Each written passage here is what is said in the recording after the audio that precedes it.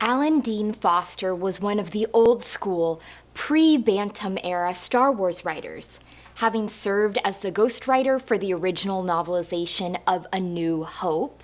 George Lucas was officially credited on the cover, and then having written 1978's Splinter of the Mind's Eye as well, which is a very trippy story that has no idea Luke and Leia are siblings. His 2002 novel, The Approaching Storm, serves as a prologue to Episode 2, Attack of the Clones, as that film mentions that Obi-Wan Kenobi has just returned from a mission on Ancion. The Approaching Storm made it to number 12 on the New York Times bestseller list for 2 straight weeks, from the week of February 17th to the week of February 24th, 2002, and was ultimately on the list for 4 weeks. This will probably be a common refrain with these prequel reviews, but while I think that I read The Approaching Storm back in 2002, I had absolutely no memory of anything during this reread. So, a brief summary. On the tiny but strategic planet of Ancion, a growing faction wants to join the rising Separatist movement. So the Jedi Council send 2 Jedi, Obi-Wan Kenobi and Luminara Unduli, and their padawans Anakin Skywalker and Barriss Offee to handle negotiations.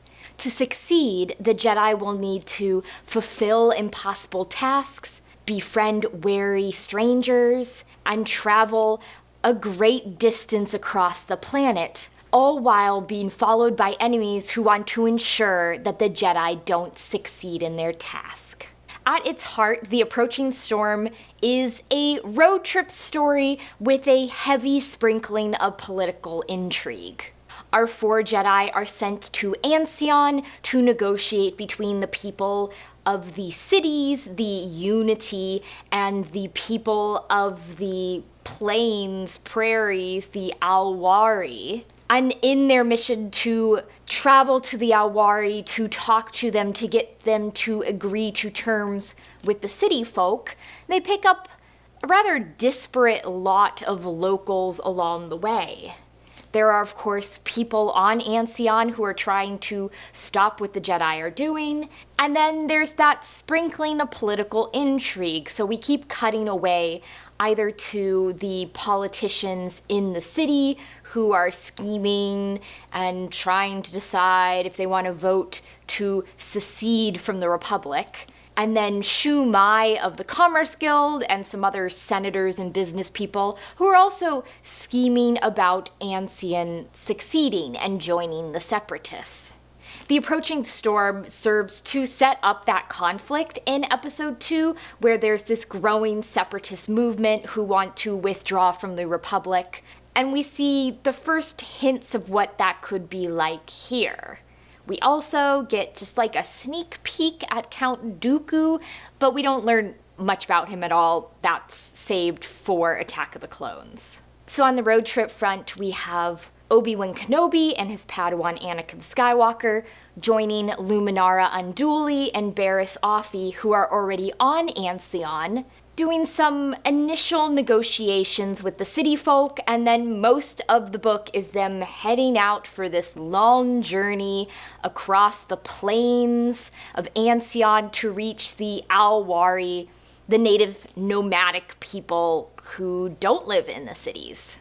And when I say that the road trip is the majority of the story, I am not lying. This is the setup to get them ready to leave for the journey across the plains, and this is the rest of the book.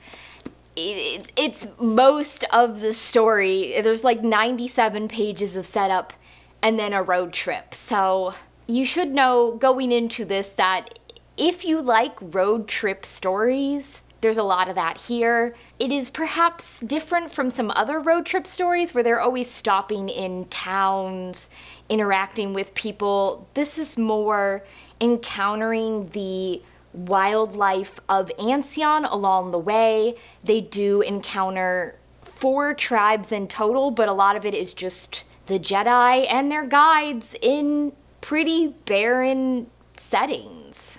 We first met Luminara Unduli very, very briefly in Cloak of Deception, but we really spend a lot of time with her here in The Approaching Storm and spend time in her head and see the kind of Jedi she is.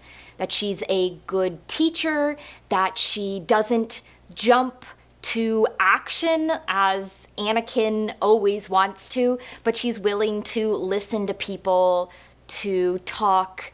And she's also really talented, like she's, I don't know, flexible, athletic. She does several things here. One is using the Force with sand in a really cool way, and another one is just sort of like climbing over all these herding beasts to get some wool.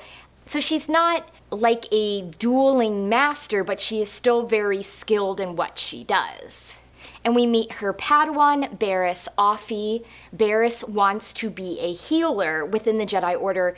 Barriss has a very specific skill set that a lot of Jedi don't have. She doesn't really get along very well with Anakin. She finds him sort of reckless and impatient. And while he is stronger in the Force than Barriss is, she finds it difficult to get along with him. So a lot of the story is them not really being friendly, being like work compatriots, but not getting along in the process. And setting things up for Attack of the Clones, there is a lot of conflict within Anakin that he doesn't really know what he wants, or rather he thinks he knows what he wants. He wants to become a great Jedi, but even Barriss can look at him and be like, you don't know what you want, and I hope you figure it out.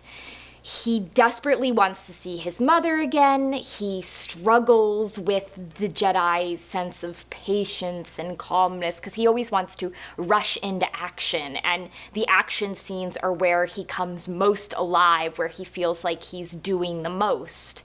And then Obi-Wan is here. I feel like of the 4 Jedi characters, Obi-Wan is fleshed out the least. And I suspect part of it is that Foster's really missing that essential sass element of Obi-Wan's character. We get some of it with Alec Guinness in the original trilogy, but I felt like we really got it with Ewan McGregor in the prequels, that Obi-Wan's dignified. Obi-Wan doesn't struggle with what he wants to do out of life, but also Obi-Wan loves to snipe good-naturedly at people, and there just wasn't enough of Obi-Wan sniping at people. We got Obi-Wan, the dignified Jedi, but not that sassy side of him, which I love that McGregor brought to the role. Of course, our heroes can't seek out the Alwari tribes without guides. I'm not crazy about the guides here. I think it's less their characters in and of itself and more how they were treated in the story. Kayakti and Bolgan are Alwari who have been kicked out of their tribes. They're clanless. And they're also mentally ill. So the Hutt on Ancion hires them to abduct Barriss. They abduct her because apparently people who are mentally ill can't really be sensed in the Force. And she recognizes that there is a mental issue at play, so she heals them. And as soon as she heals them, all of a sudden they go from speaking broken English to speaking like very dignified English. I know that within the constraints of the story, they're not speaking basic, they're speaking the native language of Ancion, but I did not like how this element of the story was addressed. And I didn't like how much it felt like setup, like we needed the Jedi to have guides to take them to the native nomads, so let's get these mentally disabled, mentally ill individuals and then just fix them up and they're fine now. And I don't know, I felt like it could have been handled with more nuance, or just like don't do that at all. I'm undecided. And then on their road trip along the way, they pick up another native species of Ancion, this like Gweren alien, and his name is Tooqui, and he's a thief, and he says, consider me a pet, and he comes with them, and like, ugh. Luminara says, you're a sentient creature, you're not a pet, but he still gets them to take him along, and he's fortunately there to rescue them when the traitors betray them, but like, I didn't like Tooqui either, so I guess not crazy about the treatment of any of their companions here in this book. I did like, though, how Foster didn't portray the Alwari as backwards or they need to be educated, that it was more they have a way of life and they want to keep that way of life, and the negotiations with the city folk was less about educating the Alwari and, I don't know, bringing them up to the city folk standards, but more what each group could learn from each other and how they could each benefit from each other. The main bad guy on Ancion is Bossban Soergg the Hutt. He's a local Hutt that I guess runs all the Hutt stuff on Ancion, and he tries very hard to kill the Jedi at various points. Kill them or just get them to leave. He has a native Ansonian, Ogomor, who's his major domo, doing things for him, and Ogomor dies in the end, but the Hutt, he's still okay. I mean, I guess that's a Hutt for you. Even when they get caught, they wiggle out somehow. And then over on the political intrigue front, we have Shu Mai, who is the president of the Commerce Guild. We have the senator from Ancion, we have some other senators and business people, and they all want Ancion to secede and join the Separatist movement, be, I guess, the first world to officially leave the Republic, because it's at the center of all these different alliances, so if Ancion left, its partners would feel compelled to leave as well. And here, I just had to question how many people Shu Mai and her associates were able to kill along the way and get away with. I mean, maybe we shouldn't be surprised on Coruscant that the Commerce Guild and the Trade Federation and all of them are just killing people who don't go along with their plans and getting away with it because the Republic is so rotting and corrupt at this point, but after she'd done it more than once and then they would kill someone else, I was just like, surely someone would notice this. Surely someone would. So I think my biggest issue with the approaching storm was pace.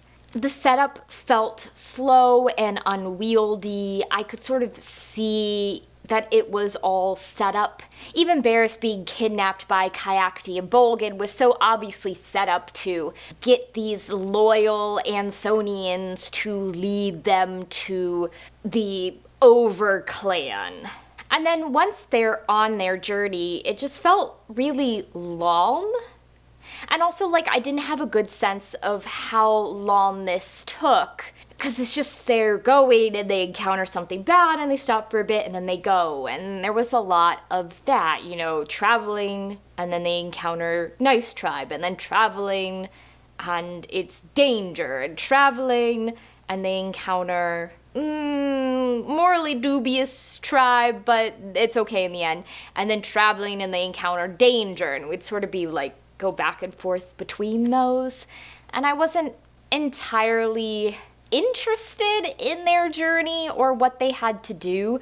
I think part of it was knowing that Ancion doesn't leave the Republic, so almost knowing the end before I got there, knowing that for Attack of the Clones to happen, what the Jedi fear will not come to pass. So wanting to see how it all concludes, but also not feeling super interested in that conclusion. I think part of it was just how off-putting I found the treatment of Kayakti and Bolgan, that they're a key part of this adventure, but I was off-put by them from the start. And then I think, too, the scheming of the Commerce Guild, even though I wasn't as interested in the road trip plot of the story, every time we cut away to the Commerce Guild, I was just like, oh, I really don't care about this. Like, I really just would rather go back to Obi-Wan and Luminara and Anakin and Barriss on Ancion than this useless scheming. And And I felt like this was another example of a book where Obi-Wan and Anakin are here because they need to be here. This is the prologue to Attack of the Clones. But in Obi-Wan's case especially, like, I have no idea why he needed to be here. We didn't gain any insights into his character. And in fact, I felt like his character was not accurately portrayed to how I see him in the prequel films and in some of the other books. I did like getting to see Anakin's conflict, but I almost would have rathered that this was just a story about Luminara and Barriss, and then we could have spent even more time with them, instead of splitting it up between Luminara and her padawan and Obi-Wan and his. And I had noticed this a little bit in the novelization of The Phantom Menace, but this was really obvious here, that the way Foster wrote the story, he would jump from characters' heads within the same scene. To a certain extent, I think that there is an omniscient narrator at play here, because we will get scenes where it would be like, little did the Jedi know that intense negotiations were going on in Coruscant. But it's really jarring here because we'll start out a scene in Barriss's head, we'll jump to Anakin for like 2 paragraphs, and then we'll jump back to Barriss, and then we'll jump to Obi-Wan, and then we'll jump to Anakin. And there are scene breaks. When we switch to another scene, there's like, you know, a gap, a space in between the paragraphs, but within those scenes, we're not staying in one character's viewpoint, we're going into multiple characters. And I did find that jarring and wondered how necessary that was. If it's a scene primarily from Barriss's point of view, why do we need 2 paragraphs of Anakin? Why can't you save that for a scene break and then flesh out Anakin's section with more?